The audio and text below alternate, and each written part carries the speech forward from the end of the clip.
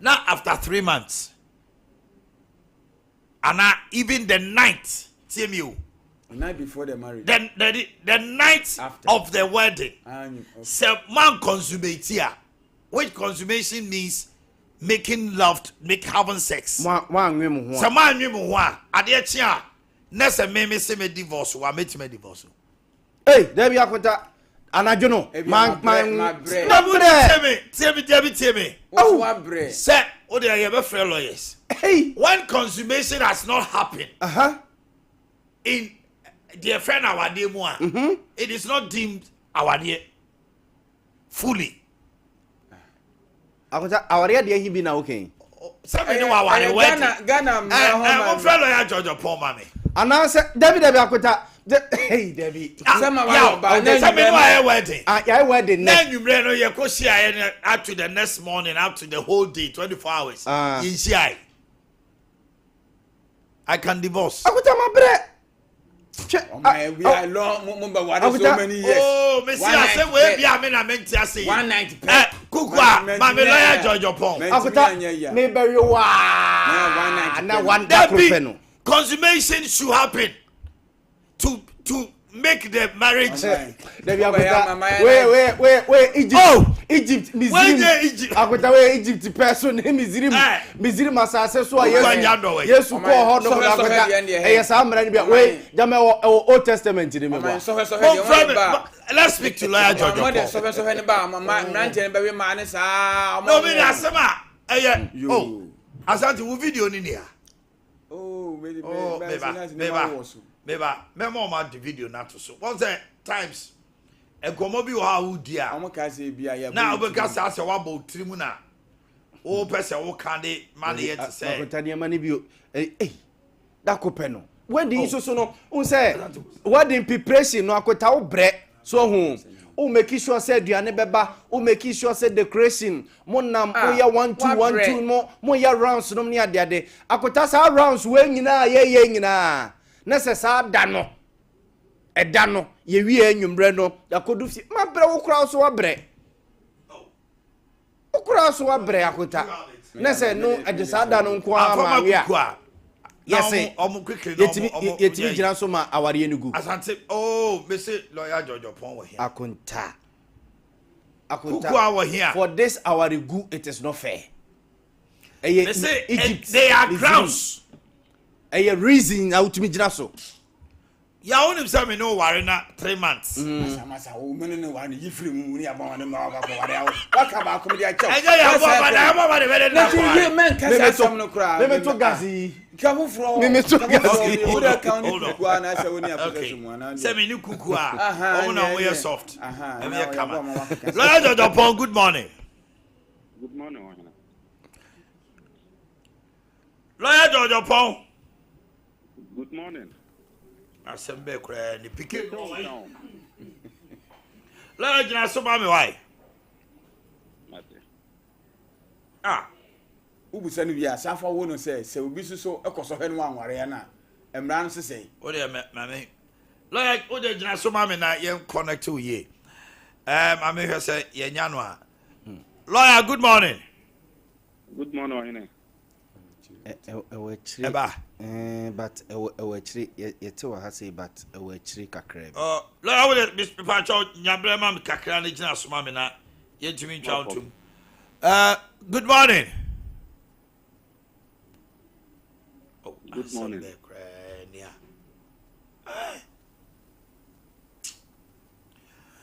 Asante, asem na make no. Entina na friend lawyer George. So what person say what ko hwem na ni mu? Be say my friend lawyer George Pon no aboye nchiremu. I say woni oba bema ma ye sha ware. Bebo so me ensa na da ware mo wie em cancel ye mo fa mo ye sei. Na anwumre no se na de ma bre ma de enchen. Wo se me ma anwumre bibia nsi dia. Ma anwe unti. Bibia nsi na so de edise sa mako. Consummation is part of the marriage. Oh my, now consummation 190 pay. Etiram se ade no sohwe. Akota sohwe. So hu me ma sohwe. Ososo no me so wo hwe no. You say it's against Christian morals. Akota ede ai. Akota Bible no aka say se oba no be ma ne for oba ne se wa nye ne ho ade ne se woni ne fa yefura ye ma ne nye ne ho ade no nwa no nti o so ya bone e se me be wa unti me so we na mu se bia o fa afro dia ne wa ware wan fa afro dia wan fa afro ne se enye ya ne empie dia fa hello lawyer good morning lawyer good morning Good morning, Mr.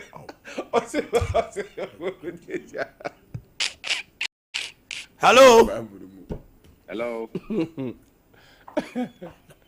Nja ise Yankopo wa mo ma na ma yesi emfo mo nje chiri obo ma na ma yesi enwe wo mo zi ni wo mo je ne ese na be ba no ga je ahom no yenzo we no nenga enye ma yisu na akota unse ma no so na be yetu omumu pa no ya ba jo timenka Eto nka pa. uyi mate ya lawyer what timenka Eto nka pa. okay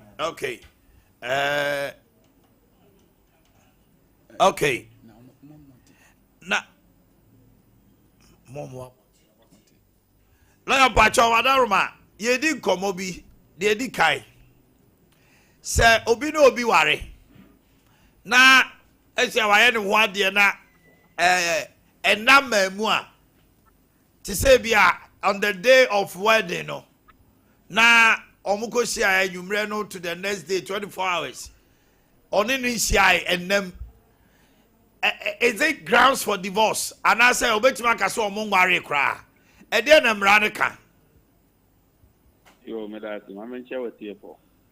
Na no friend me say mo ware wie na na mamu dia untimi nkoko se wo kwaji divorce. Ndi a untimi nkwaji divorce ne say mu enyanya aware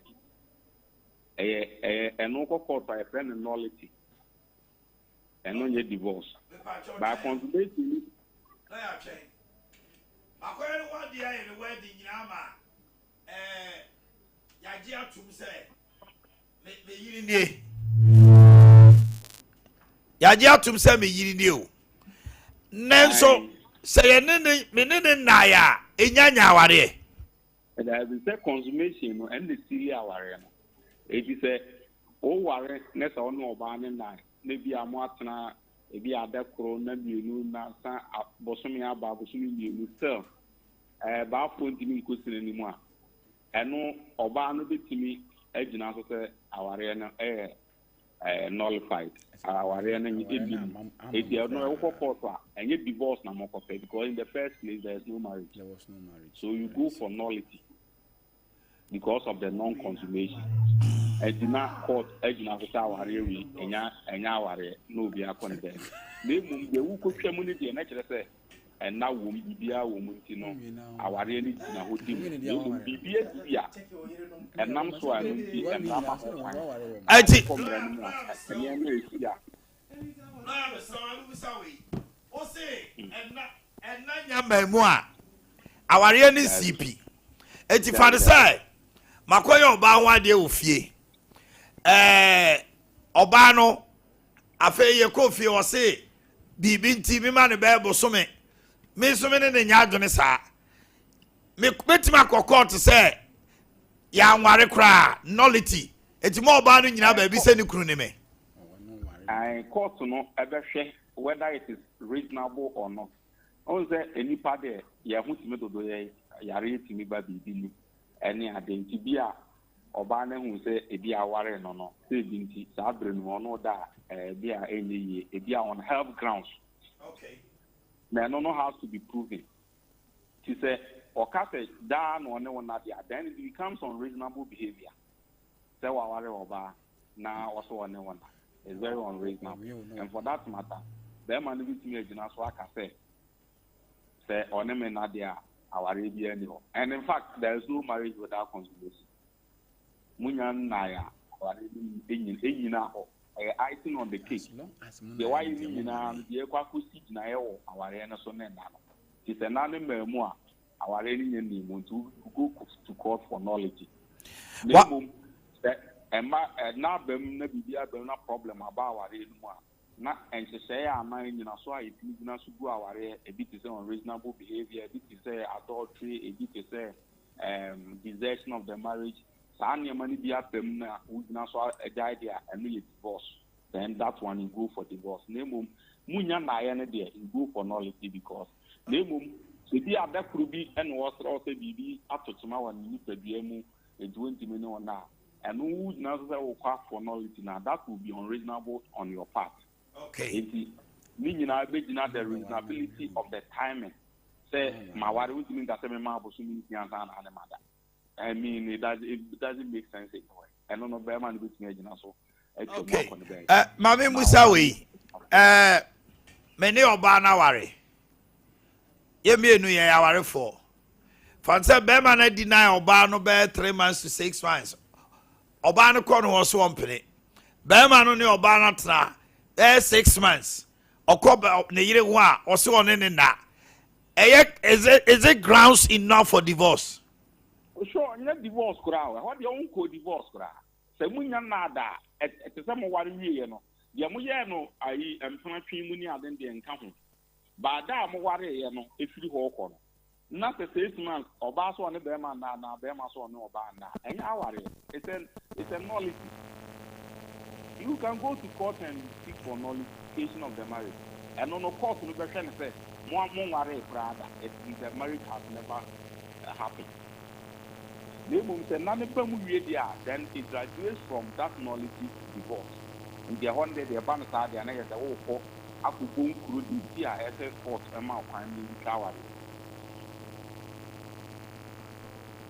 The person said Timubio, the Mibusan say. If I say my worry, Akoba say, Oba no BBSC, be a baby swimming sia. Ya worry come out. Near chimpana BSC and uncle. Ya worry, ye shim, ebi a baby fear or backra. Not going forward, no, I say, may come a year while see one penny. Oba no so, Bearman or corner while see one in that. Or man any reasonable reason. Say twice at what point in time, Bosumi miensa, Bosumi sia, and a Bema Betchmaka say, Obana so on him in 90, a unreasonable Tiengua Wareno. And now Bema Betchmaka say, Obana Betchmaka say, Bema in Tiengua Wareno. At what point in time? What are Roma? At a reasonable point in time, a reasonability, no, a reasonable person on the standing by. Assembia, who will say the partner will be a case, a be a mobile or Trebeka in the same. That is the reasonableness. But will be everything I have for some, the court can say it's reasonable, court this makes not so good. Will be everything I have to be here, court with me, I can say no. Will be a good not any. If it's not in a swa, any panema, empty our own person or that. If you are not a health grounds, so not the court will oblige the person. But without any apparent reason, and from so be any Nipebianum. Yari be any or how be any ho. That can also one in that. Na Bosumia Babosumi, you Bosumi, Semi Panepa, but the affected person, or no part, the person can go to court and seek for divorce. Because consummation in marriage is very vital and key. If you deny will be sexual, your friend on unreasonable behavior. Now, unreasonable behavior, a bit in Yapa, Abra Mumi, no, be woman, Temua, Musi, any abro different, irreconcilable difference. In the Emma, a big crowd of Banner when you are corner, and my bearman when you are corner because of a thing here that one them. And if that irreconcilable difference is the person, say, now, and you know, out of that, you know, if that consummation also intimate then you will see that one is behaving unreasonably towards the other. Of course, we can also go our reality here. Lawyer Pacho, where is so how you say? Fanasa many Obana shower here. But many is a shower here no. Many no atna be a ben fie mienu miensa. Sabio, the ebeye won pass to be ayaye. Ma send the boss me ware no. Se ma ware no a oba no ni gina bia ne sei. Be ma no so obi a wa hwe oba ya. Se ko ba se o se ontumi ene ne ntra bio no ware no a. Eno no Emremudia neka. BBI a friend a breach of promise to marry. Breach of promise. A breach of promise to marry. Say me no say me show bomb. As soon as me know what say, you bet me at na twempna afin mienu miensa. Say person nim say me ware wa. Afin bi anu yi dai. Na emum say me show bomb say me ware. Na abose no eye bose a eye substantive na kwa be ku do kwa fusu. People are making say no. Me share boss me ware on nti. Ebi a emema mienu miensa Boakye mu dabi. Omanhene so obe ware me nti. Ono nso so na oye nipa akrache a committee ani gonyam wo nti mempene. Ebi a na enipa no kra de abeto oba na busu anim. Ni ebusa na de nti na so se on person ware libi aboga wase dabi Omanhene so obe ware.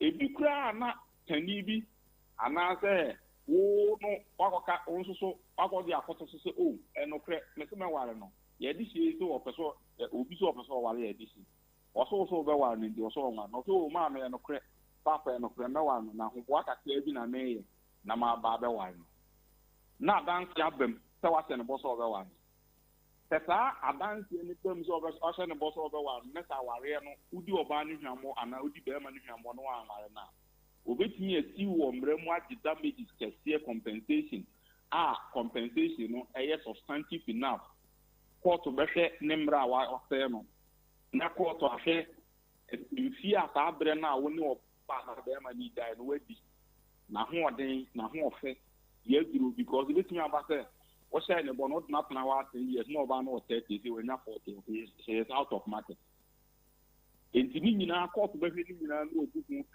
na Omama wetu. The ugu ka na se nyame ya adom na se uki kakraka bi ti a hojo ba bia le bia court to hit ya 500,000 na na court be ton sa fie ni ti a oba ne ka. Lawyer yen hwe we so ye komo nyina be gina se so for maami bi se ono de enam se wa cancel awarefo bebre no se berima be ware oba obetu oba no fo se ohuru berima na japade no ansa na so obetimi kra so ahwa on test ansa na wakware na aware bebre agu because of empaso wadaroma does he have any legal basis? Say bia me ware oba mama na hu me potency me ne ware wie no hu se me be ma nya adwuma.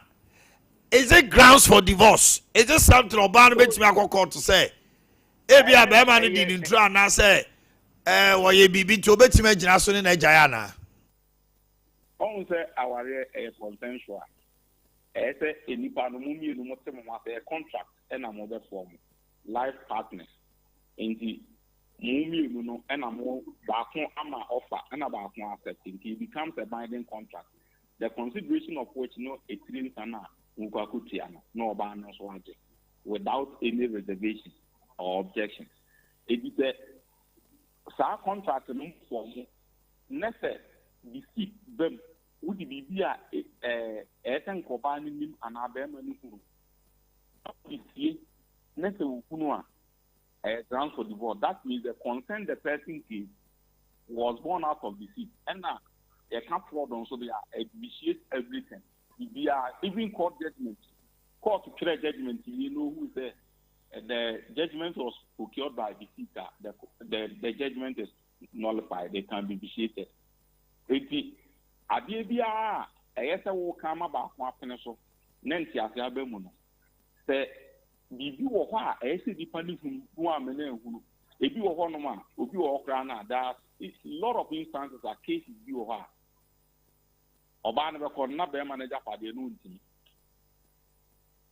ntimi no we hunu that and that a way life cases do na make it happens some even just yesterday oba no e call e ho no mo ware wi ya mo kudu dem no ọba n'ani boss no bibi ya afọ no so ẹna afẹ bi emu bẹẹma no nso so nye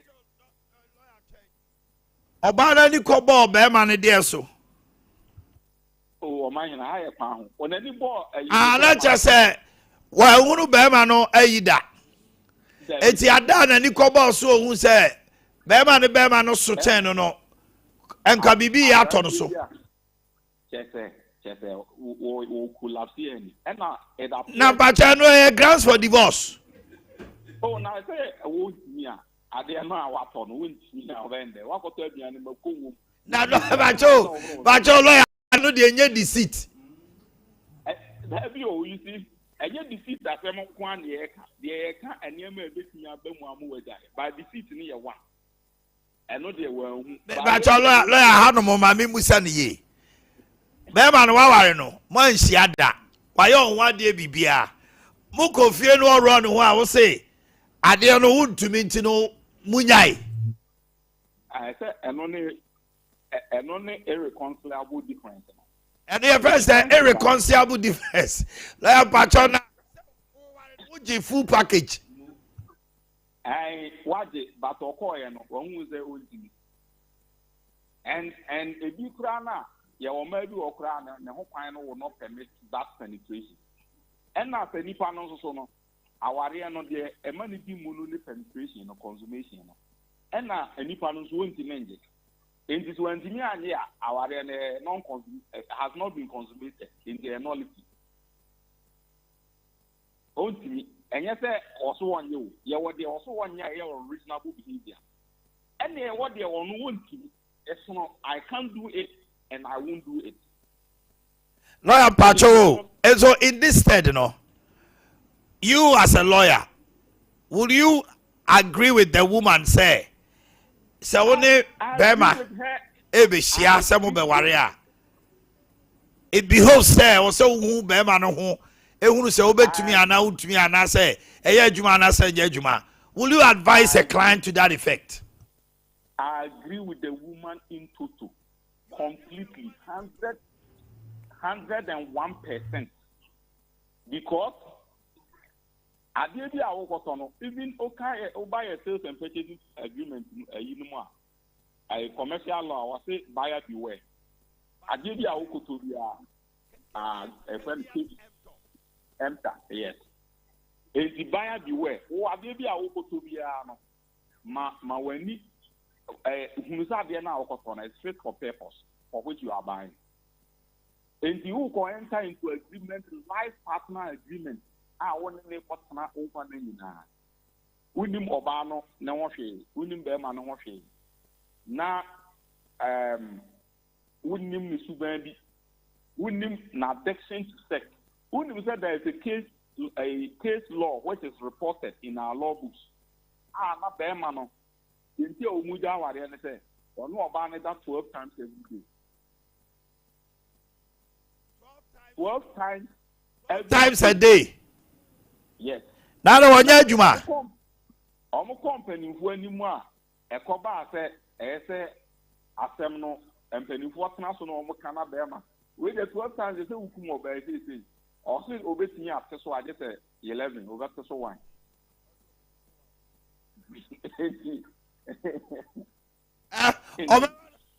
So one amano. So one. And no announce so ma. And no announce so ma call to go our which is unreasonable behavior. Because it is unreasonable so do about it's unreasonable behavior, yes. Yes. So Pacho, lawyer on the flip side. Mema so any oba ko hia bema no atenka ne nneema bebiri so ba abra ebia sabio ase so eye kama enti wono so ware no wanye wade ne owie no no so ko na ebia on so ko hu se ehonom so sabio eye ayi eho subi valia enti wono so bema no betima ka se oba no so adeceive no ana. So when they get deception, say they are one or no. If you have asked for it, tell the person who. Lawyer, hold on. Lawyer, na me sonya no na me wo. Yes, the old one on China what the people know.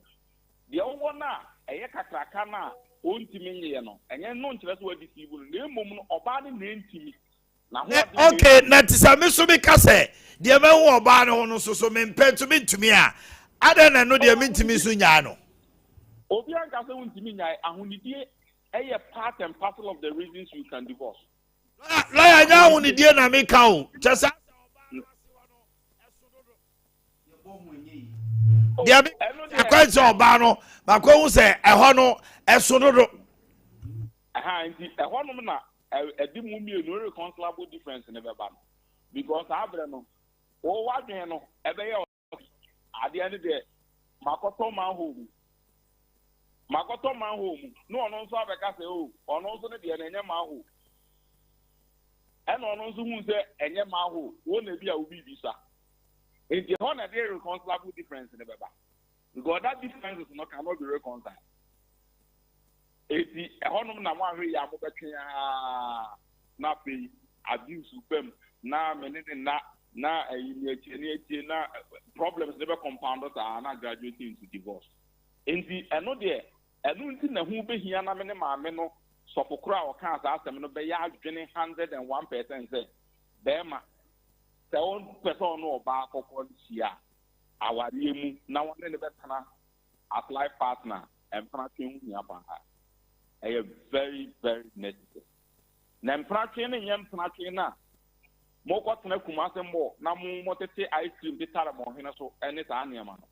This is where you have to do serious introspection to see any pan character or kasa who any pemu asen ne say assembly na the bufu how no or react saying say e come de na say na the behavior ate sikani ne ho asen wo say so oba no man sika asen no behave towards you only be asen no behave towards you. We should know all these things and san na do tira kwa so say mo ahwe ya aware a obi ko ye twa me kan ye tira no opa ni nipa ni nkomo for about 3 hours.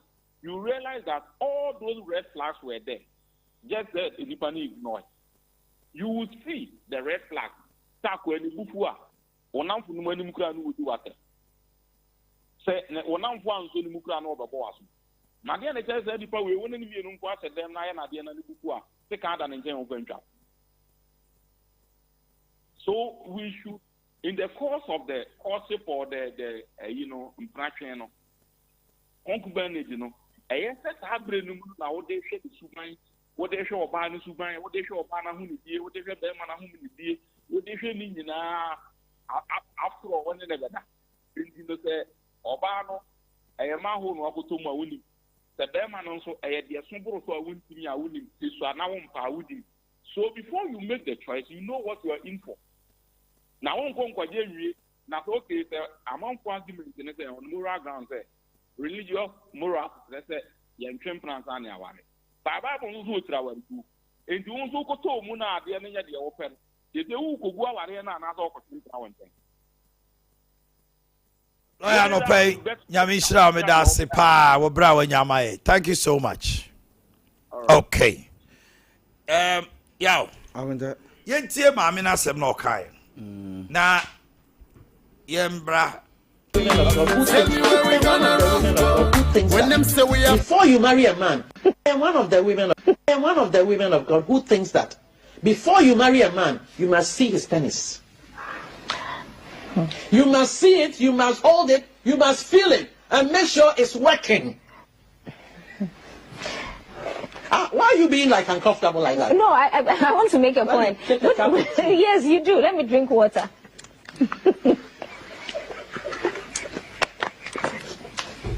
Thank you, awake. And one of the women of God who thinks that before you marry a man, you must see his penis. You must see it, you must hold it, you must feel it, and make sure it's working. Why are you being like uncomfortable like that? No, I want to make a point.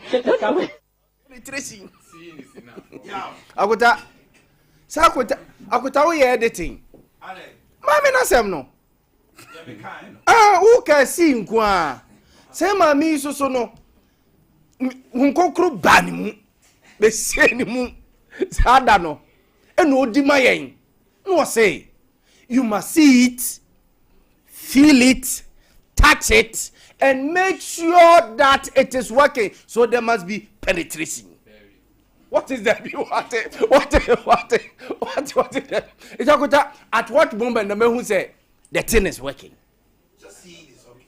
Share, touch. No, saneke kobe si no nkwa. But okoya say see it, feel it, touch it, and make sure. And hono akota adia bibia ye de end. Ebem no na ke se de goto no ya pa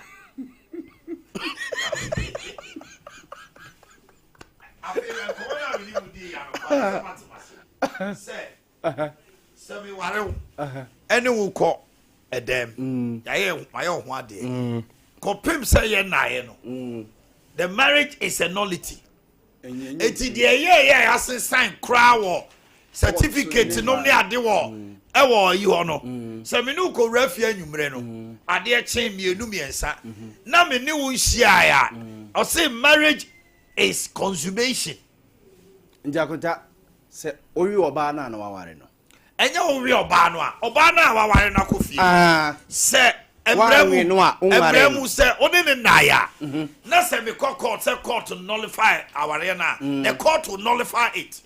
It is no, there is no consummation. Yenchai. Akota say ni aware efu say. Me wo na maware wo. Yes. It akota upon the upon the word they say jollof for manfo be di nyina. Yes. Wo say ma anwe no amenware no. Enya ware. Akota ne me no mio no ye yerenom doso. I do tell say. Say ma ya wo mu nyina ya wa wo. Now we don't know you about it.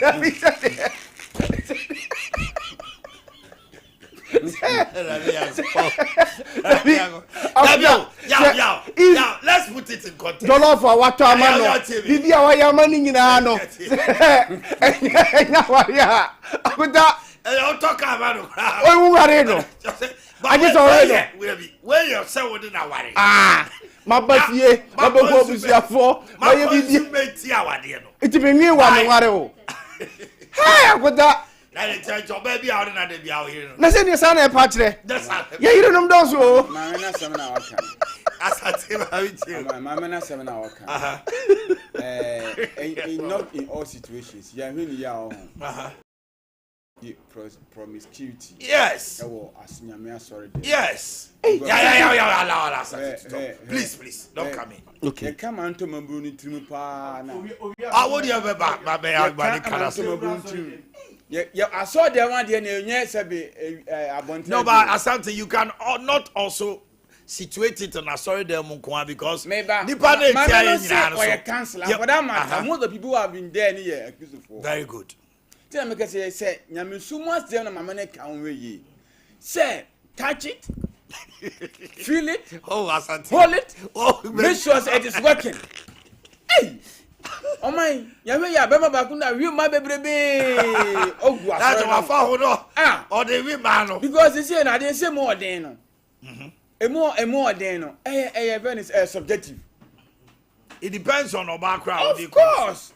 Obi o ha wo fi se wo de no e mo de ko mi se wo di agro enti no ya be society we so lawyer so ka say in another breath say wo ye be man so na say wo so ko na se so na sa de no so nkoye ma wa irreconcilable differences no so hot me dey asem ni ji se me no beda lawyer for na dey o de banya misumo bogu aware nyina o lawyer for na ma no now we live with them also. No.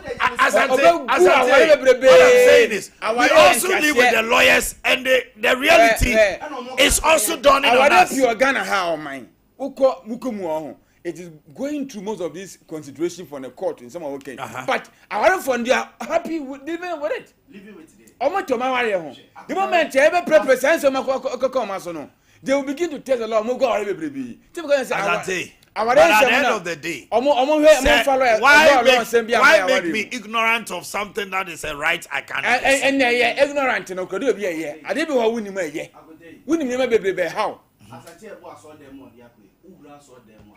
I saw you YouTube for those who sorry YouTube for those who akota asori ni wo future pa na can say boyfriend girlfriend say wo no asori ni nyini tre bie branch no ba say no so dey nye papa already akota me say asori a YouTube for those who asori ni wo future future na sa kokko my boyfriend girlfriend say mbamu a asori ni tre bie branches kwan be so na kwan ni say boyfriend girlfriend say no omo twetwe mpana no a ebi be ware ebi be ga omo ho na bi tu kwan no omo kowo na me ye wo meto asori we meto no bi e branch akweta yo meto asori we yo meto asori we no bi e branch e ma asori ni entre akweta me I don't see it to be boni o me anu na akweta me no me dem feel say me advise any young man be is your mic on akweta you aba hello aba motimenga akuta me dey me say asori bia YouTube for those who mu no asori a youth fellowship for no mo those bebre no asori no future nesaso boa mampratwe boyfriend girlfriend some have been practicing in the house of God na akuta e bone enye ni say ye gossip. Yes, steady home. Fine, that is beautiful. But when consummation comes in, consummation e bone. Osi enso woman na hwe. Wo no we are home. Oba no bone tinimu ntime boa na me yetutu ye bobom paye. Now 2022 ahun bone just send them. Yo oba afie ne ye bom paye. Debi. Eno de we say abon. Debi akota oba na me wa no se me hunu so ni ma ben kwan ye. Onim jollof ye. Oba be sra. Boni ni mo. But se wan hwe ya. Send your santi. Aye. Bema bi be say sorry no. No I we ma be 5 so no wan worry o. No your baby so on so sorry no sorry me ma be 5. Na den na say akota di tia. On so kika be 5 abom titiru di ne ho fe. Wo no kika me say wo di ja to fi ho. Ogu asore no. Lawyer say. Se oba no ene worry. Tio. Lawyer says Obana Bema ni why. No mu corner Bema Obano shares Bema na de na ontumi a. Obetumi a calling for irreconcilable differences. Obwa. No. Anu what you su. Anu what you su obedi. He. Utimi ma ya ho ade wedding na si jollof for ma vo obedi. Onya di je dawa wa. Ya betrem. Wo de say wo de Bema me once every week kura me pe. Na once every week kura ontumi. Utimi say wo de man fan toto ano. Hwe. Wo na me pe o akuta na wo na me pe na you say wo mama boka no wo ko no e ni ye ja ware ne sa back to that woman's cancer mama na de na wa ye no seriously asama na ya kana no pe ehu ba o mama lo ye na sam de yanko so akizofo no ko so a o man anu so ni mra no emra se obi aware ene mo waro aso de bia akocha wana mo ankosensa bibia o court mo form ade wa aso de mo sa ko court kwede mo ko lawyer for no ko pede o de be ko na abusuafo na kan na nyi na court de o de court ba wale o be gwa wale na o asoro ni se go to KMA mo ko KMA akocha you are taking me to the lawyers no kre by your way aware eni ho adanse na asamo ba asoro ni ntimi nka eye aban na besom lawyer for na besom enti de lawyer ne kana kunta ye adwuma me dem I mean some na work I want say we experienced counselor I am for and no say he's one of the women of God based on counseling ne divorce ne problem is one face here no marriages are essay bebre no you say mema ni bebre or he situated the men yes say mema ni bebre be worry omo yi no ma wie. Yes, it come out say. Ontimi ni oba ne mpona. Enye jeje. O man jeje ne say. E mema bebrebe o ma we ma, o mu siso a, o mo nwe ma ne sa. E ma ne pi meba. E ma ne pi na no. E na o ma we o mo ho an experience wise no. Oh, and na make an experience wise I say. Bema na. Yo, and that's all. Oh, say you now. O ma bema no. Ma me say mo kan he. Wo akota ne nyasa take dem ne ya adwo. Nti na mpanimfo say dodrodo behu ne wura no abre no. So, enti bema no. Enu go. Enti na mpanimfo ka no say dodrodo ebe hu ni wura no na it wona kuta ebe ka o zem no etu say we repairer akuta agise eto da kwa agise odu ti nyina wura mu so unto my yankaro gide ba mene kan okay ma no saa wa so dem o ware o wi no a say ma no bi so barakuta aso dem de no na me de every young man bia wo tie me no pa bia won tie mafutu yi on tie then matino bebeka akuta young man bia wo tie me no pa bia won fa mafutu yi no fa nya dwuma abrante se osisu ne se wo pese wo ware a akunta ware Kristo ni ba mi reason ne se wo wie mu fa na chi a no wo chewa na mo de ahye bonsam eto ne ade na mo de aye mpa bo ofie ho na nso na bonsam ni mu hwe wana mafutu ni awuta afutu this is akota yes akota afutu ya afutu bane akota say me too for say abrantia akota adwena wari Kristo die bane ubewiem say opese o che say eno ema wade engu da divorce mada divorce ema Kristo ni ba no hey na ye oti wa na akota de ahye bonsam eto ne de akasa de do so akemfanya empire iri baba ya wo me gama de akota e abewiem odun si o save you are saving the marriage say be divorce ema na ya be na ubedi bone nya ko iri baba akota be ma bia pema o be ma bia akota am telling you ya ho hyeso go that discipline that ahosheso no which bema so no tro no kra ka kire bema say dwane o say flee yira za wudi agora be chew bene dwumambo itakuta wari Kristo ni ba de ya bema ubewie mu baako uwiem no o chewa na mo de ahye bonsam dia na mo de aye mpaebo na mo sen aware ni nguda da bia o chewa na mo de aye mpaebo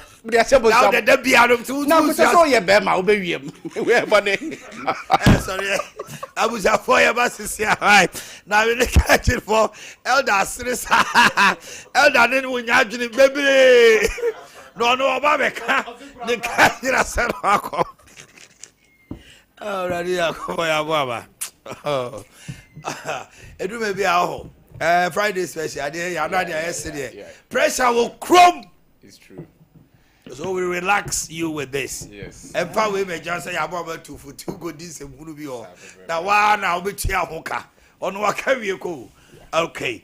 All right. Alkaline ne pom to say. My nyame adom pa cho na won so. Pa cho ma so mo mics no. Okay. Ba yente wa no pay. Yeah, anopay ye chia ahwefo ne etiefo. Na Kangen Energy drinking water, the only alkaline water in the country.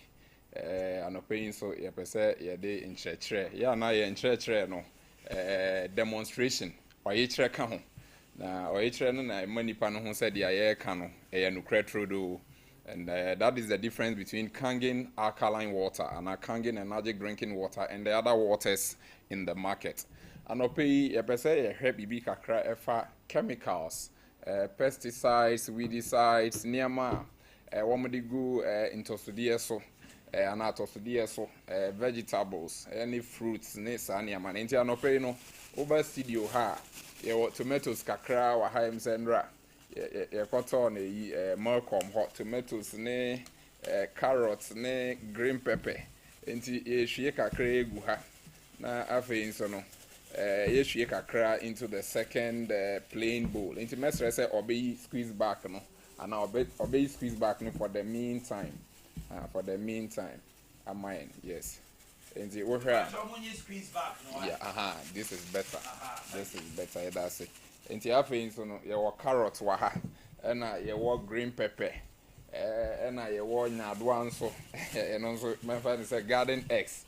And this anya me your market normally your toa.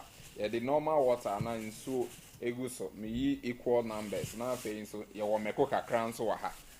Na ya hwe niama pesticides ya omudi guso no. Sa de ne be brain na afeye ye to how it affects us. How it affects us. Green pepper ne dey here. We ingredients. Yeah, the carrots which salad. Sa.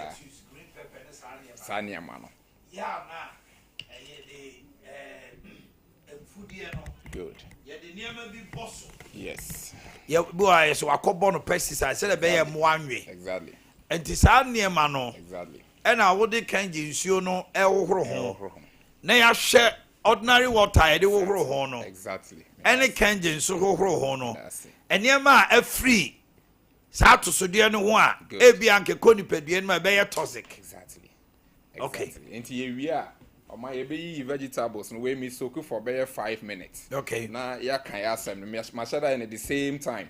Na my ensoning doso hana enya pe na obi anka se kanjin de no doso. Into here we are be atosode na vegetables na free so then we will see the colors that you would realize in so color no. Say asesa na say ensesan. Asesan so no niam ben na yie free sa Abia vegetable no ho any fruits na niam na ya soak into the liquid. Okay. Into most at times you can say in the Galamsey communities on the in so krona na almost the water vegetables na heavy metals was chemicals and they say lead, arsenic, mercury. Now after even pesticides ni weedicides na help you control it pests any those things. Na yene ya cotton say ya the normal water e ro ho then quickly be cry apple e be banana eno no ye di direct we don't even wash them to say banana say apple cry they say it to me rains. Most of these things no pesticides no number one cancer. Pesticides it causes cancer.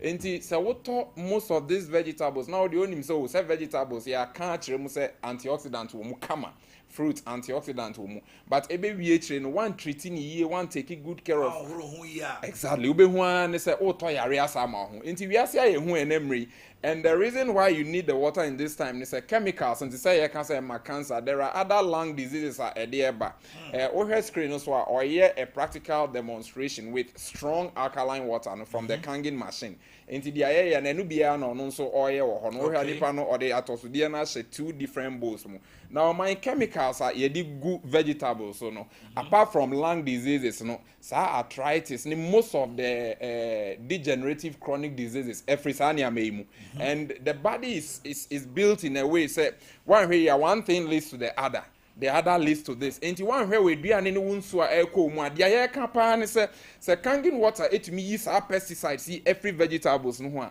and how much more say wono ma na etumi eye o nipedue mu and we've been here practically to demonstrate say with oil see this is cooking oil no with the normal water eguswa into me and no look at this is ordinary water e di good cooking oil no so the oil eteni and that is how the pesticide is on the ordinary water pesticides and still it will be in the water some few minutes from now I will take everything out of the water we have candy they are very soon we have candy strong pH now mine on the way and it is same milk until we know to me use as the greaser e wo fie to me use for laundry to me use e de yeniama bebre even me fan say Abia cleaning of your glasses you don't need that spray now to turn because we need stains a stain remover over our smartphone now Google Kangen strong water and uses a better niama strong water need to me here o my yenim say emre no so entini yen say emre no ye pese ye wash na afi ni ye hwe nia etumi yi efri ho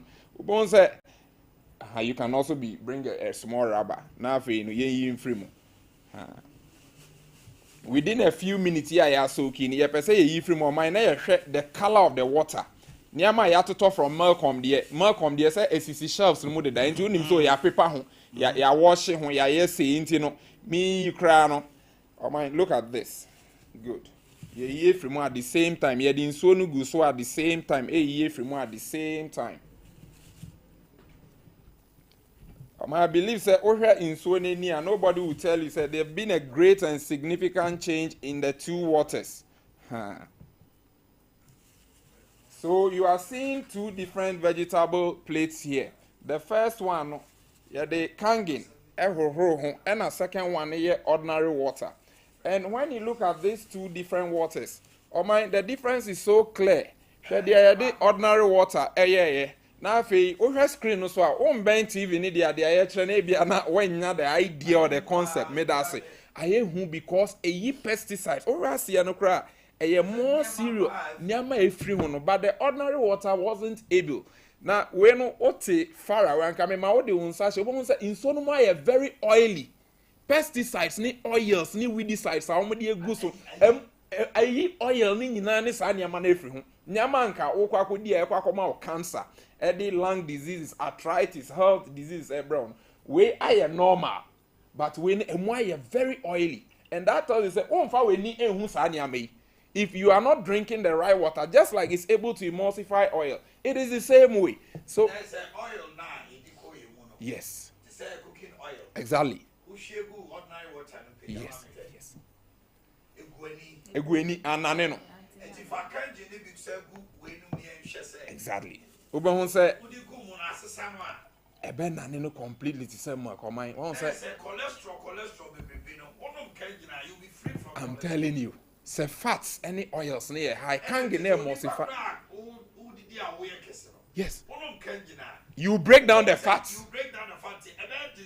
And once you are breaking down the fats, your BP is controlled, arthritis, disease is one leads to the other. And the cholesterol no blocking veins, no. Me that say.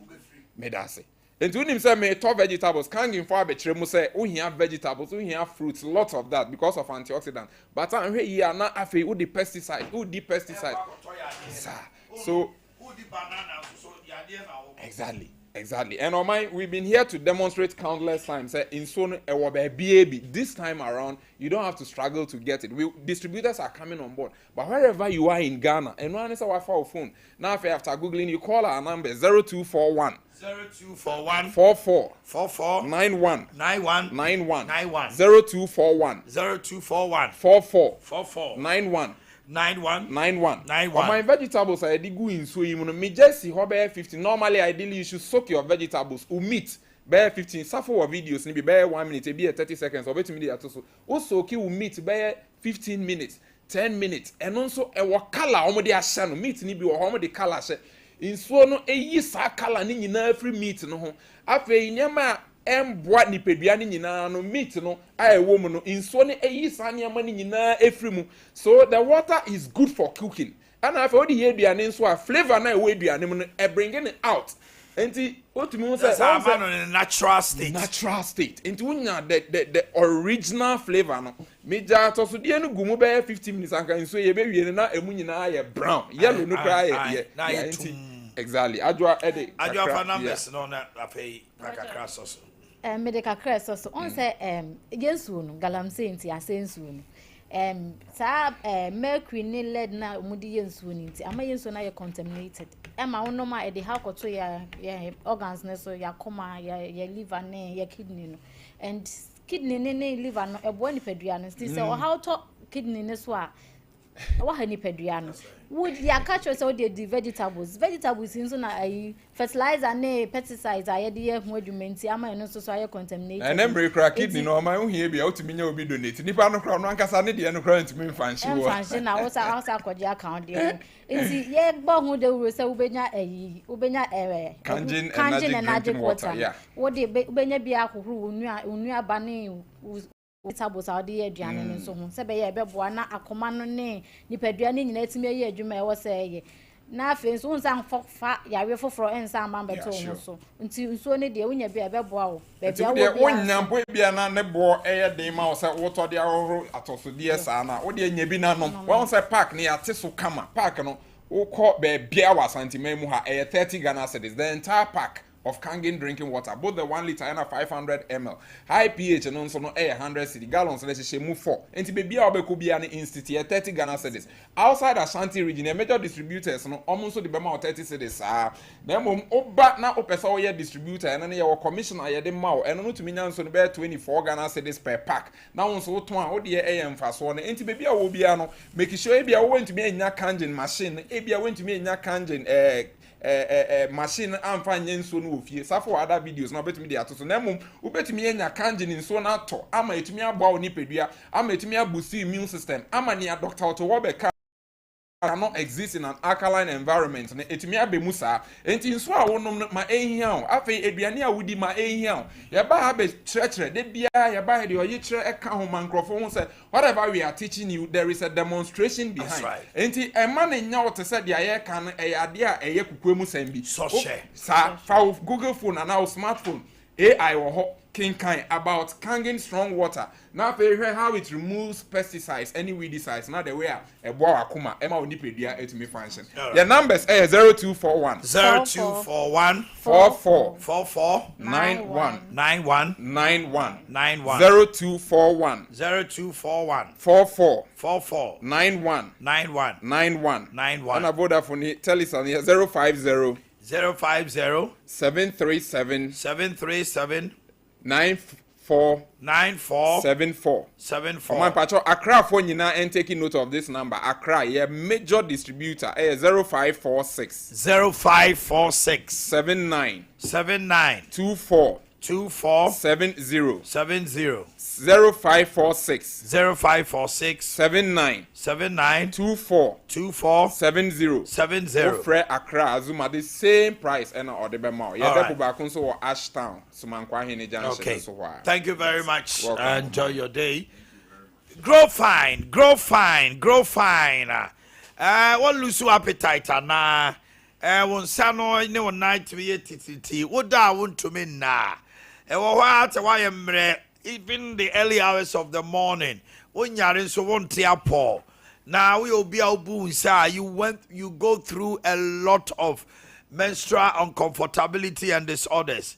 Buau menses na se ba se ma. Yay, grow fine, grow fine. And no na me come for ma wo. Herbal tonica. Ya free cocoa mu. Anopa wi enwumre ubetimi afa grow fine. Vitamins for good health and vitality. Emma infections atuocha ewo nipadiem esan say boost your system no ye.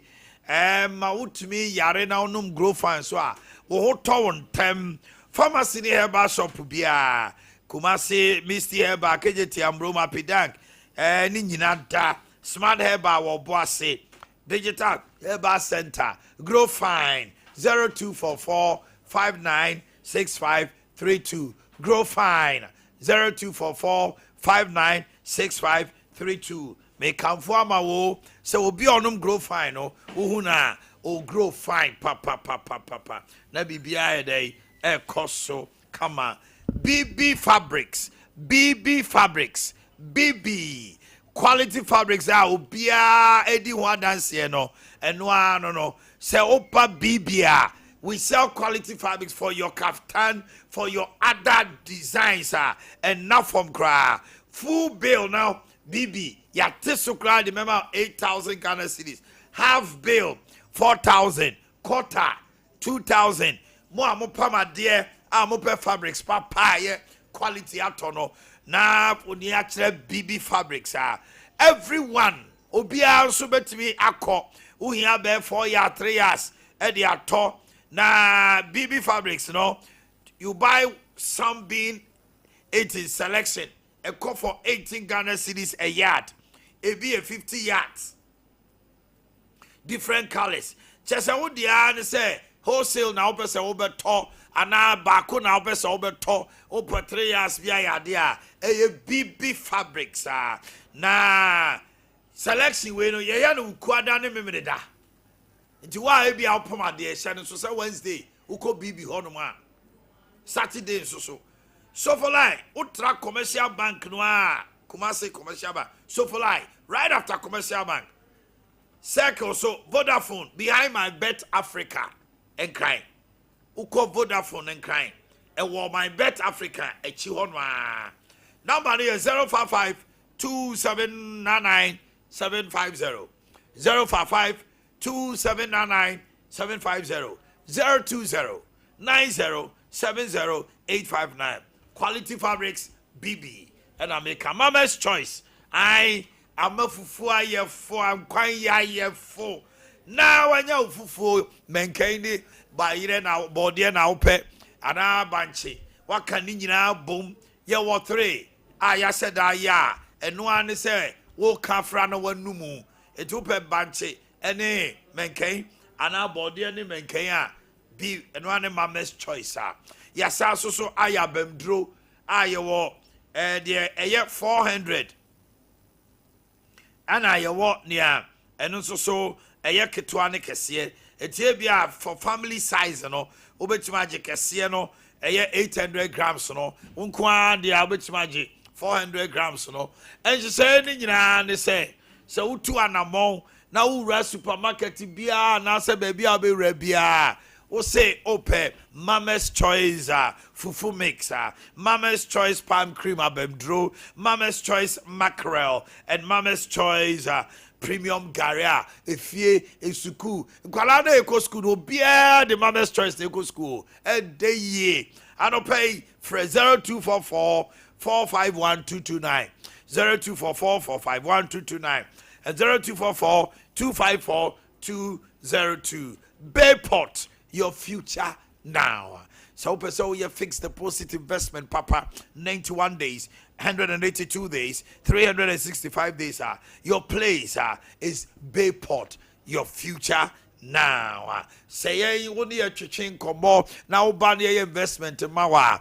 A brand so sika button in si hono. I don't know I to account him. Yam puso by a ho. Numbers a good screen so fre. When you sika bit the honomo, a modu kakra. You know what trust ya unim the air. You know your arrangement. We see kind of sending more do no. Interest rate our person the to swallow. And only a little smile. Yeah, try the ato. Bayport. Jumai Funyra. A honor do money today. With Bayport, you can be rest assured. Say international is a multinational company. It's just say Ghana have a been I say Musikasa. She cannot tell say dewa. 0244 170601 0244 170601 0543 248 759 0243 571 791 na bibia ede e koso kama ede emau yas toothpaste yas toothbrush yas toothpaste yas toothbrush. It comes in 3 variants. We have total care toothpaste killing the germs that causes cavities tooth decay kakanum ne sa ne mani nyina and a plaka esisa shawsia chi no you so out to say a clear wanum kama your whitening toothpaste we ma osia efita and your herbal toothpaste it gives you strong teeth. Yes, toothpaste, yes, toothbrush. Kwala de ro penny de ro wo de an so kodwa so don't forget the name Dawudo Heba Dawud akamuna mi na aso ntemunya na mu calculate na say do amenye o there was some bob koko sexy give us wa o matam no so no ma be renew we wan hwe no bi be hwe na just di aye o eti Dawud ene ye ame hwe bi muso de enche bi ana yes for so wo be 5 days 6 days ame hwe na me mutu over sitri mamika say ehu ya o afi bo say afi obeba de say ayema na ne boafu aha so de wa nim say hot ti no aba na sa Dawood say 360 capsules and the Dawood ointment obu onu ma sasabro ahotutuo wada na sesa kakra bi oje ne ho anye Dawood 360 capsules unom obobo now the ointment na chi you are good to go. Say pace what call juma ba ohututu yo fachi and one no say if you are signing so your head office e just so crap house your ho yeah full clinical bar you be show stroke infertility ulcer sexual weakness nominate near many nyina so you share for ni chira joso na bibia anya dey enkoso kama emfa mawo awaye bibia ho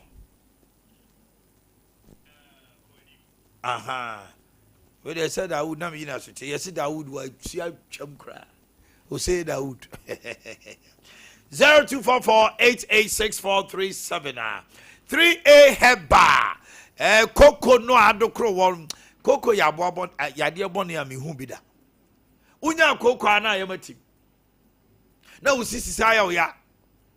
na woka se wo Chicago no a se wana usisu na wochim na ba kokura besra kono wa beti se no ko yeje enu ti me kamfo 3A heba omukoko master 3A co capsules Colina Capidan Misty ubenya biato Toby unumu a obedi adanse se ukoko no away 0546 107 107 21st clinic expert in sciatica. The pain from the waist under buttocks through to the foot is called sciatica. You treat yade bia ka ho 21st clinic. Name when it comes to the expertise, state of the art machines, labs, scan services, 21st clinic. 15 branches Ghana ha and I guswa chuma. Kumasi ha baby I was see Council Quarters of Boakye Call Junction, Domi Market, Sunyani Kranzani Techima, Yewo 0540 311 311. Call our call center. Maba Fefebe Joso, the opposite Yenyama will be a bebo 0540 311 311. Nabi Bia day. Akosukama kama Eddie amount. Okay. Time Eba Mischa. Time Eba Mischa. TIME. Time Heba Mischa. And no, and I say malaria no can hoa ensro. No time no. Time HH and Kumwano so a wooden den. And no your Heba Mischa and capsules. What do you unya time Heba Mischa? TIME Buba. Malaria no away. Open the support to 0244 417 669. 22nd Electronics. Can we have the birthdays, please? 22nd Electronics. One more, and I might the birthdays, no eba. Now open TVs, fridges, property electronics, papa, air conditioners, washing machines, gas cookers, microwave ovens, rice cookers, blenders, kettles, home theaters, and then electric irons there. And they may come for property electronics amount. Your TV I would draw brands in be now about to say what the pa to papa precon.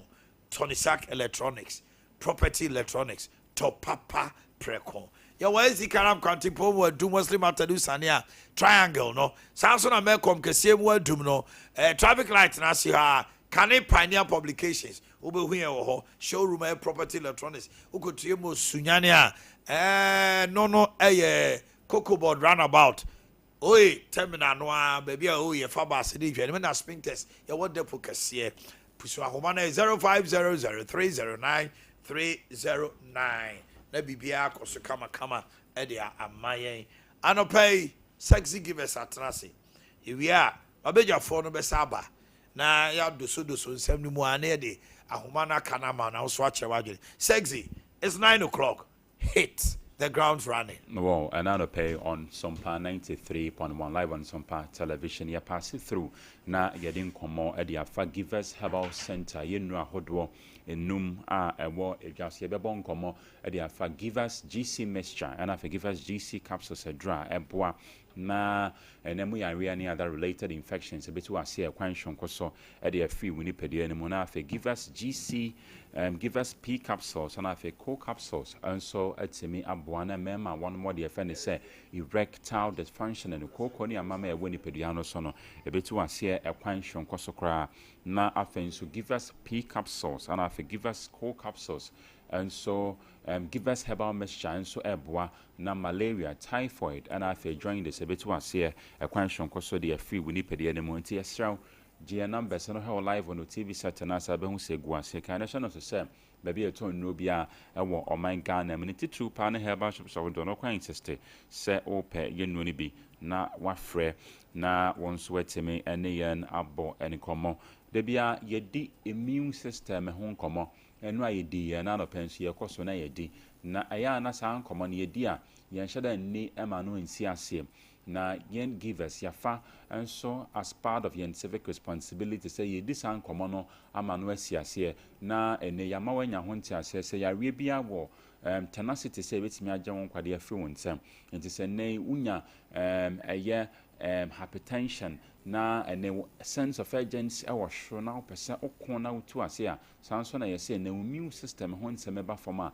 ɛno nso fa ho keka hwonko ɛko na ɛmfiri hɔnom ɛnam sɛ wo nipadua no nyinaa no deɛ ɛma no gyina brane ɛyɛ deɛ ɛfɛ ne sɛ immune system ɛnam sɛ ɛno na ɛyɛ deɛ ɛfɛ ne sɛ recognition identification of diseases and infections. So the immune system no intimi and identify area ho de beba ne padua ni ma kan na na say we area both over time area no bɛko enko emfa ho ne nnuro ene expert ahodo a obehu won itime show pe give us about me schedule ni bi na enom na component ahodo a form up and asempo make up immune system ya wo e bit say white blood cell your complement system and after what timers enya hoden hwonko na after recognition and identification atimi akai yare bia ebeba ne pedie ne mu sanso na after immune system na eye de friend say record and data keeping and so no yeda identification ne mu say yare aba pen na asa agine ho biam ne immune system ne keep record and asa data of it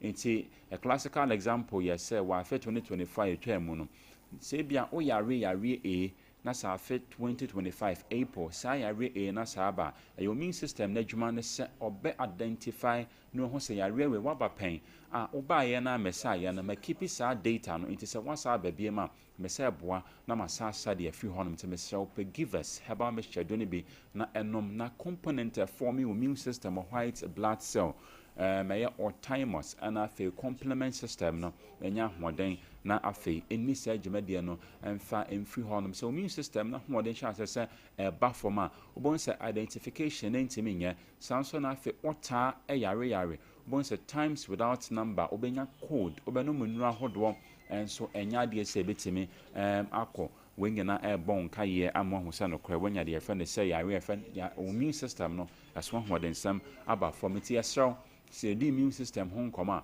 yen pese wo de be dia agro be pe give us herbal mixture drone be na won't wait me ato be from 0543 222 470 0543 222 470 na pomodem passion kon yakopon enam yenso na wonsa enso atemi aka ne fine pa sanso na fe boa na yare fe ne se typhoid yare join the sebetu ase na enu amisi so na nenso me say emphasize biemu say yare fe ne se typhoid mo wa ye from se salmonella typhi ene na ma ye dance nti give us and recommend ya do ne keke ye recommend the amount na ye sure yare ne kofa by na ye mawo enso engage in septic precautionary measures oya yare no enso emabiem na watimi anya apomuden pa yes about two major avenues are salmonella typhi one must spread through inso ahodo a ho ente na ekoni pedie ne mu na afa aduane a especially yes solid food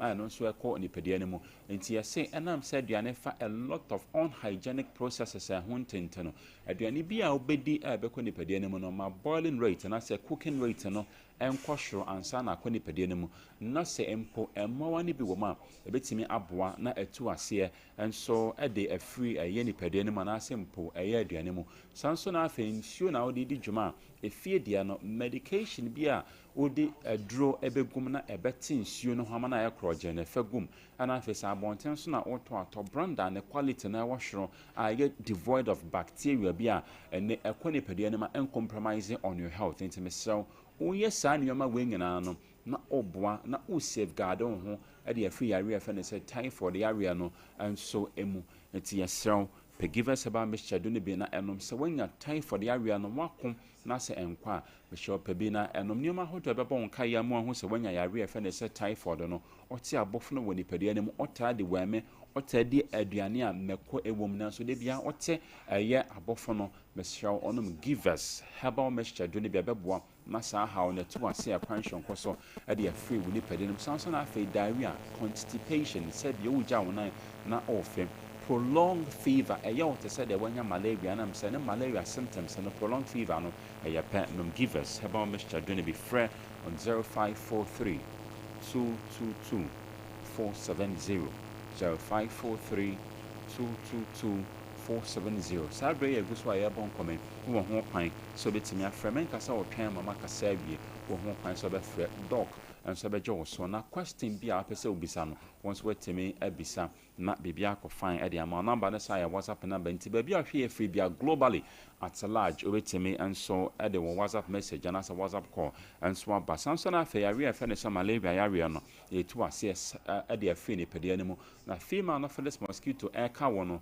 na enen or the plasmodium parasite ma woni igu ni pede ne mabenam so ma wanya yare afa ne malaria e yare no na yese oye fin ahodo no na efi na pai entontom etene yenkepi yan environment ni clean na ene wabisa ho de ntia female anopheles mosquito obeka no de plasmodium parasite ma wona gu ni pede ne mo watwe mo moja nanam sese ene wanya nipa moja ontimi ento eye ni entimi ento ne kosua no so ne ne enam so ma ote generate offsprings intimi so mema entontom enka o se bia ka no wanya malaria yare no ona ante kakra be na wabre one person my loss of appetite untimi nidi awati egu so a me shop give us about me share do ne bi wa brain su ahwa asese totono na enom na efe di dwoma san so na afei give us p capsules na afei co capsules na so eboa wo ye bema na owo their friend is a low sperm count the final finish of a year empemu hyamudia was say etemi generate madama na so mani ntemi ma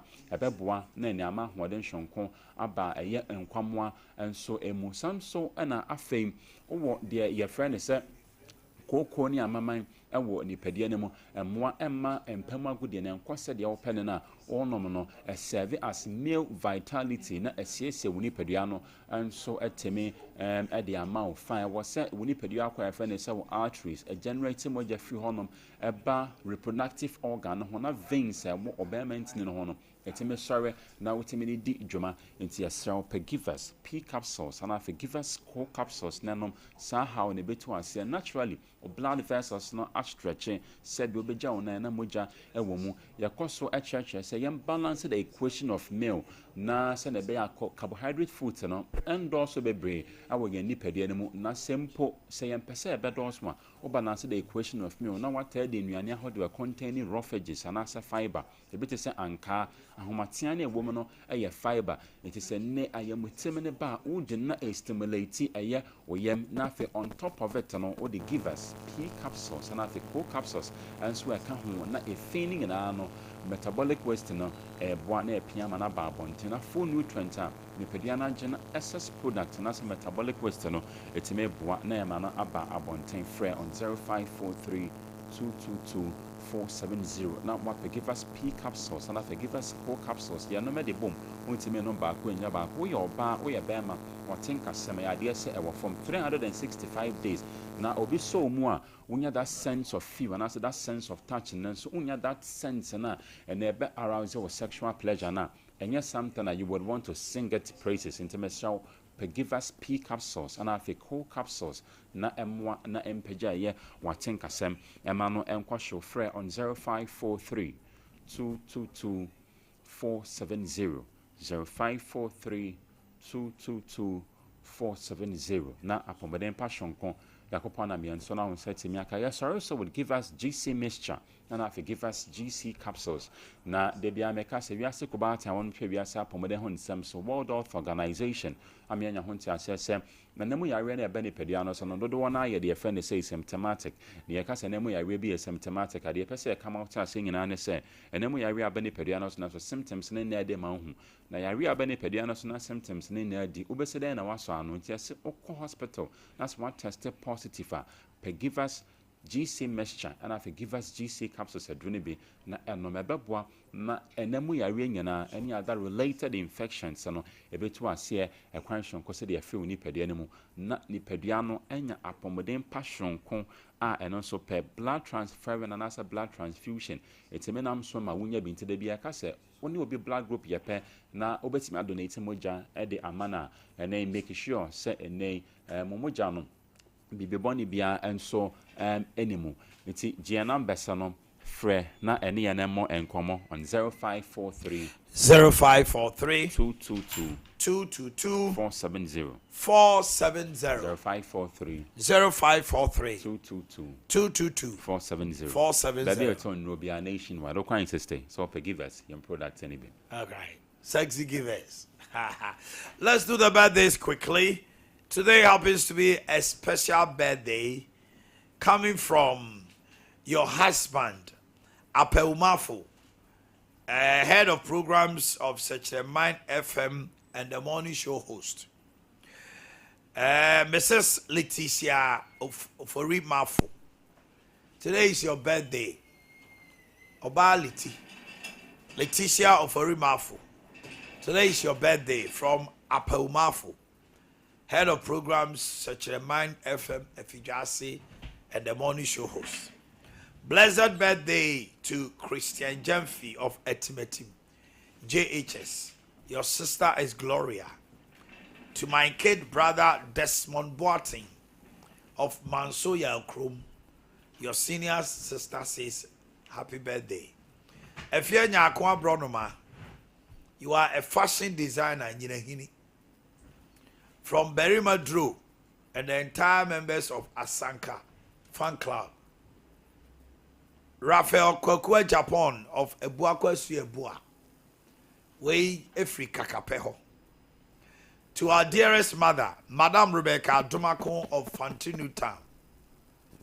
Your son, John Dazi GBC, and all your children, we say happy birthday, Mama.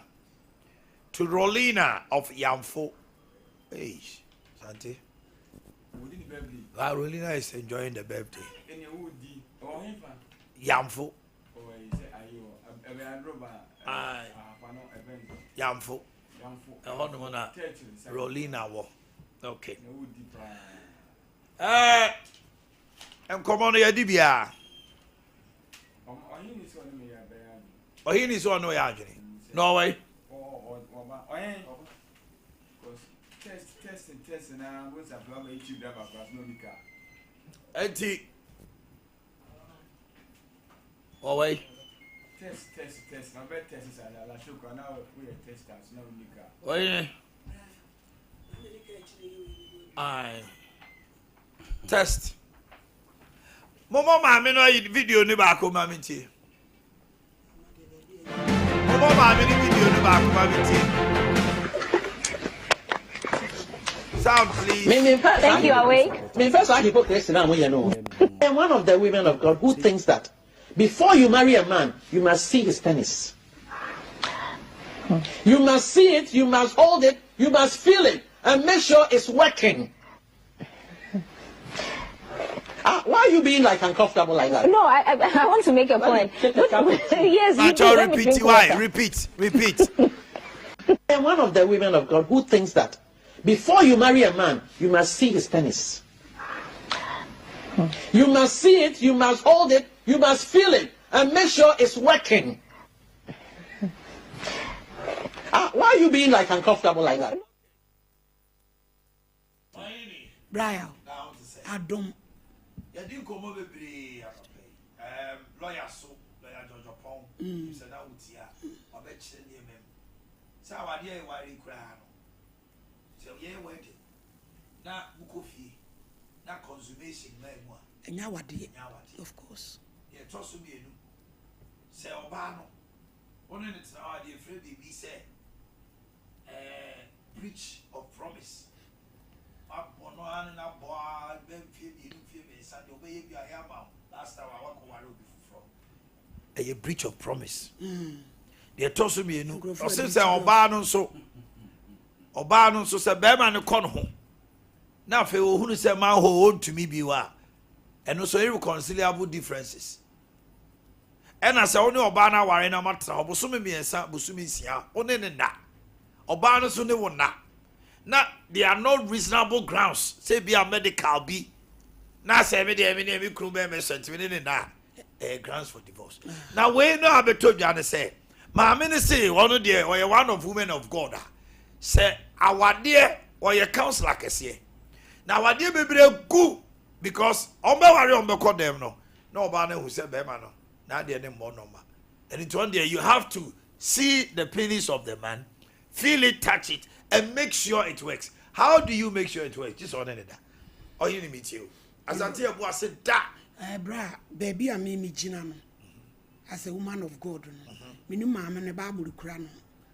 Na osinti wo nipa betimi de oja ahye na tade mu a enhye no obra Bible akasetia premarital sex adeɛ bia ɛha yɛn ɛyɛ awadeɛ mu yɛ premarital sex no a ɛkɔyɛ yɛ no ama yɛmfa yɛadwene anhunu nipa no sɛdeɛ wɔteɛ yɛde yɛakoma atenka mene no akɔda wie ɛti adeɛ bi ɛnyɛ no wɔ ne ho bia mehunu ne sɛ ɛyɛ mɛtumi yɛwale a mɛtumi ayɛ obi fie bronsam na akɔda ne no ɛna ne ho akɔdi mu ba ɔne wo naaya ɛnhaw wobɛdwane ɛdeɛ nti na mekɔ so bɛɛma dua mu ansa na makɔwale no ɔne me bɛda bɛɛma paa bɛɛma wayɛ ɛho anwa a ɛho ntintin woyɛ nipa bɛta fere ho ntasu ama amena di wu yɛyɛ nipa sɛbi obi ne obi kora ɛda no wɔgyegye ho a wogyina kyiri aboa ma nyame aboa wakɔwuram sɛ paakyɛ odi me bi ɛbɛyɛ wo dɛ ɛyɛ nature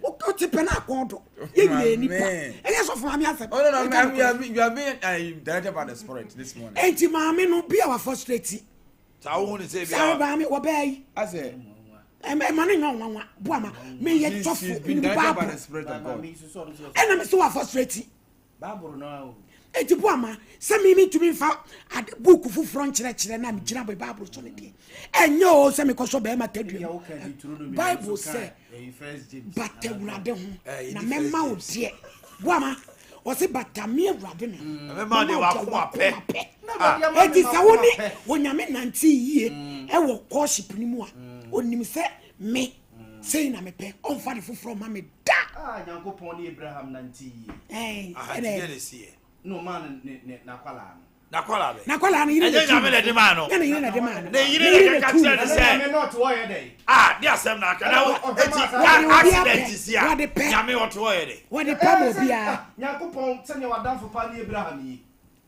na sɛnea deɛ wɔ nti mu ma ne nyɛ nyame antea no hwɛ nyame wɔ hɔ no Sarah keka kyerɛ sɛ mentimi ngo baby a memfie du no ɔhwɛ ne hunam ɛna ɔde gyina so sɛ ɛnyɛ yɛnti no ɛne mabaawa no it was allowed then sɛ ɛne mabaawa no nhyia na menya ɛba tie mi o ɔbaa yɛ kora no a tie mi o yawe wɔbaa yɛ kora no a kora no baa foforɔ no na Sarah nkɔmpleni o kɔpem sɛ hey guys starting sɛ wɔyɛ nneɛma ho sɛ wɔn starting abɛtwe kora wotie mi nti nyɛ nyame ɛyɛ ɔmo ɔmo decision deɛ wodi madi eju o mu re agota me conclude no ente se e be sa emwa ya o say agota me de o ka se bi se Sarah hwede e honam sa bre no a na Abraham yakopon timi be gia konya tena ne hall no ne ne di nkomo face to face o kana asem che nyame ne nyame kasa ne ho no one ne yere sa bre no kura no o se Sarah hwe honam o hwe honam se ono mre ye ono mo it's at that time yakopon timi sane free soro ebetena Abraham hall ene ne di nkomo levi me mo ate ase na ena yedi mu asem ama yakopon chese ofre kra wonfa ena o se masia na ne to so ne nofu mu odu se de na hwan na me courtship no bi me fanko she akota he ohini ni tie de ma me ka se ne ho ye me nwanwa ye se enu amini ni me nu nyina na na te wo ena asem kese pa besi na nim odi ye program sofu pania yakopon de ne ye adwuma wie ye brem ko ware ba wi ase so ye ba be ma akota woni na anya hweda o nkoma debi akota eti sofu na ko ware oba se oye ba be ma otuanofo all right wo ba te ohini ni ti we ba se onkuta omukowura dem ase gina so na akota beka Texas emo wo ge ne sika wo ne sika ku no akota we sofu no o de be hye bonsem ana so de be hye wan let's go so here so ka hwe ya ko huni per be be kire ankodi awu amene ohuna mane bia wodem sofu debi we nya sofu amo awade ho mpa yeyi akota me se sa time no a nyankopon Joseph hu se Mary nyono Bible so oboni tirim so obegya no kodom anadwo da suo mu a Joseph ada no onyame bofo be yin wadi chance now dia wanyame fru kuku because Joseph was a righteous men. Abraham too was a righteous man. It's anything and the yere born in Timopo. Onam aponta. Onkomoya wudia. Onam eba mua. A man yere born in Timopo. Abraham penadi. No, akota no pede eba na dia. Akota ti so for no bompaye. Abraham kura no ni Nyankopon di nkomo. O Nyankopon telephone number 02443232. Ofrani ni di nkomo kura no. Onam oye mra ne nyame no mienu abone ase ye ma. Ye hunu de ye ho Nyankopon ise kura no. What you a life amaye. Akota yeti hey die. Yesi body asati e ba wosire. Body no be for udo. All right. Asante. She. Ba me ti na fe ye phone is no. Me dem ye mo hye ma me nsem na o kan ye no. Because say o ma. Oyem gusu se o. Say ye hwe o ma na etim na o. Se bi o. Se oba ni be ma nhye mu no. Eno ni ade ko am say ye secret pa mo ware wi a. Me say mo be ye ni mo for that matter. Na che mo ye wi a de bi. Exactly. They say mo be wa na mo yes na ma we nyina na. O man mo wi ade be na aka. What the secret in it? Virtually mo wi. E na nya ba mo wi so o man. De man e hunu say oba na hunu say bi obo no ho de ja che wi. Be man na bo no ho de ja che wi. E bi bo kra mo koso kra bi obo tpa ka say obeja ba ja ko di mo wi ni ntino. E den. Nka. E na ma me no won tu ma na fo. E kom fo so mo tim di ahu me ma say bi ni be ma anya adwuma. Let me flap kra. Flap pacho. Me ba. Oyi ni flap bebre disi go. Me ba.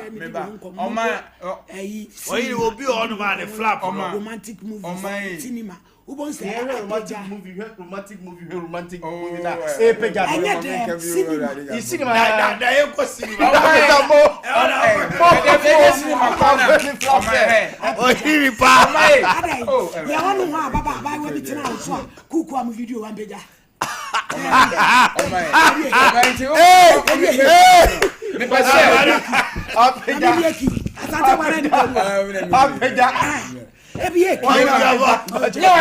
Body no be firewood. Join us on the line.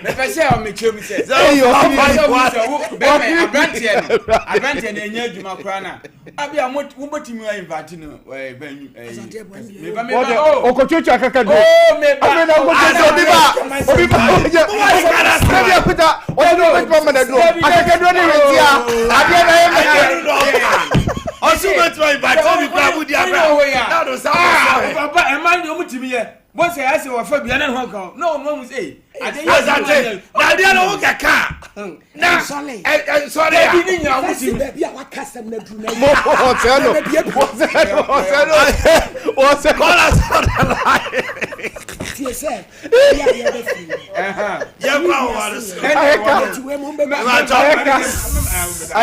Hello, good morning.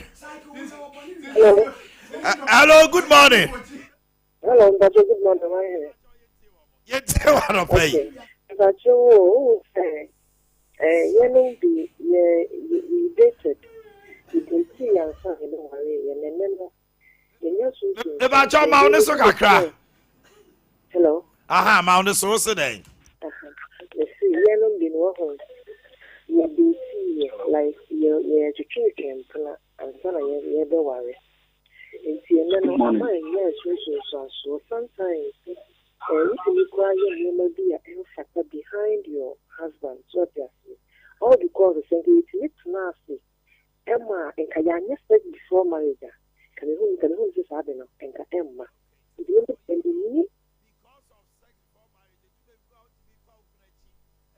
oh, so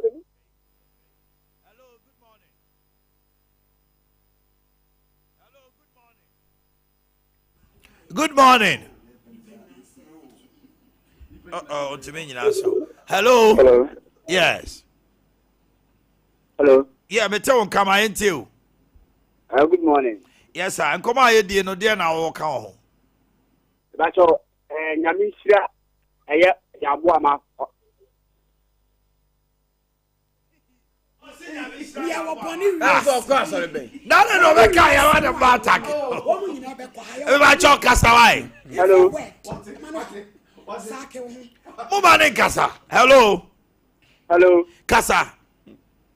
Nyamisira ya boama, nyame papa se yes nka ya boama de. Now so benya say.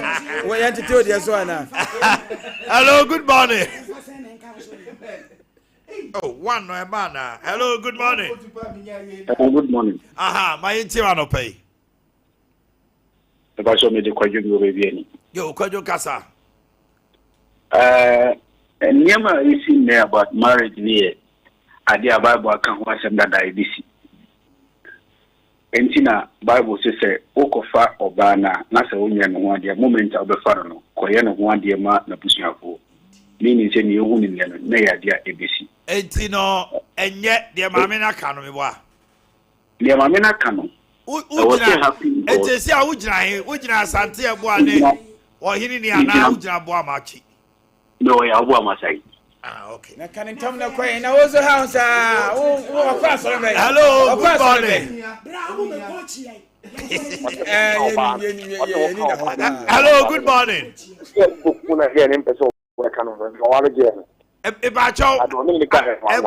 Hello. Ujina he. Ujina he afa. I 2-2. Yeah. Hello, good morning. Hello, good morning. How are you? Yes, sir, my brother. Hey, father, Ujina. Me kasasi aguna shedo FM na na sempon. Why now Tanachi? Me taya gwa me chine mum de chen chen.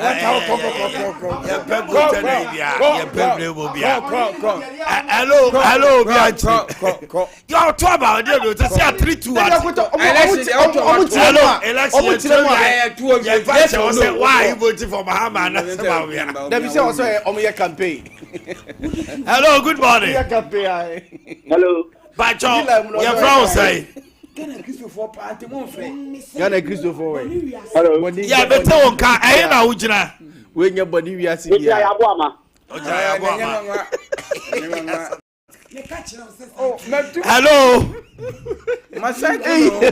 Hello, good morning. Good morning. Stop.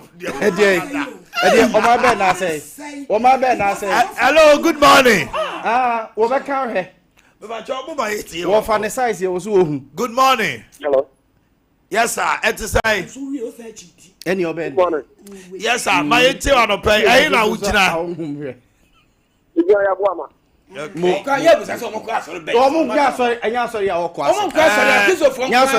Hello, good morning. Good morning. Evans, Yamisrao. Young call last call. Hello, good morning. Yamaya SDNE. Hello, good morning. Good morning. Oh. Young call, last call. Good morning. Hello. Yes, my dear Pacho Wendy. Your friend say. Morning. I know Ujina. Hello. Betonka Ujina Wachi. Hello, good morning. All types of Maniachi. Okay. 7-3. Okay, last one. Hello, good morning. Good morning. Hello, good morning.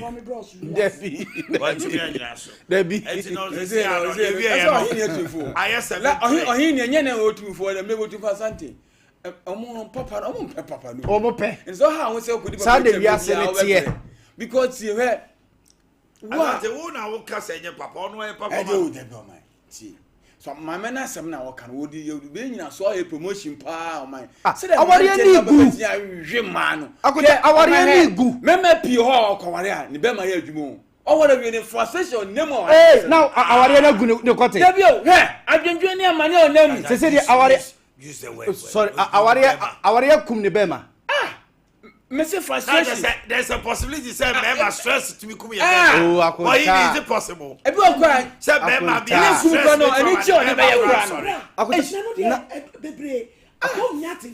for 10 years. Frustration. Akuta for 10 years na bema no menene to na o se ne kotewu. Akuta sa dey stress. Na why na dwendwene na no santi e bo uzi adwendwene na so. Oh, you need to now so. Okay, diabetic. I could have diabetes no 70. What dear? You're 40 or diabetes. Why? Yeah. Akutani 40 no what diabetes no. Yekobusa no. What dear 40 na diabetes 40 no. This is why we draw the curtain. But the bottom line is this. If you say you are a Christian, go by the Christian values and the principles. Premarital sex is against our principles. If you think say it's up to you. Every food be food.